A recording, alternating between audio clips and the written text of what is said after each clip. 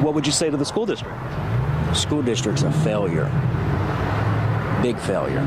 Some parents of baseball players at North Fort Myers High School taking a swing at the Lee County School District. The school's baseball coach, Tavares Gary, is now accused of retaliating against students after he abandoned them in LaBelle after a late-night baseball game. 4 In Your Corner investigator Mike Mason broke this story and has the latest developments. Mike?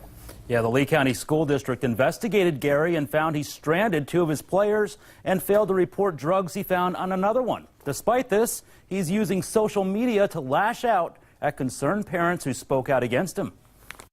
I don't think he'll be playing baseball next year if this coach is still around. Marcus Madrigal wants to know why his son's baseball coach hasn't been sidelined by school administrators. I would be happy if he's fired. Records show North Fort Myers High School coach and teacher Tavares Gary failed to do a head count of his players after a late-night game this past February, leaving 2 students behind at LaBelle High School. One was Madrigal's 15-year-old son, who recently moved here from Texas.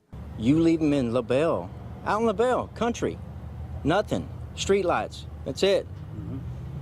He doesn't know where he is. Don't know where he's at. Madrigal says even worse, Gary disciplined his son after the incident. He got punished the next day. He had to run for the whole practice. Him and the other kid ran the whole day. Madrigal says he then demanded answers from high school officials and even tried speaking with the district superintendent.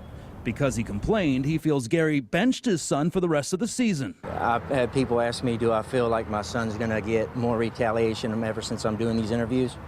I don't care. Gary didn't return our calls, but did post our report and some strongly worded comments on Facebook. It shows him blaming the students for getting stranded, saying they told me and the other coaches that their ride was on the way to get them. He calls those who criticize him racist, claiming they are trying to get me fired. I'm not racist.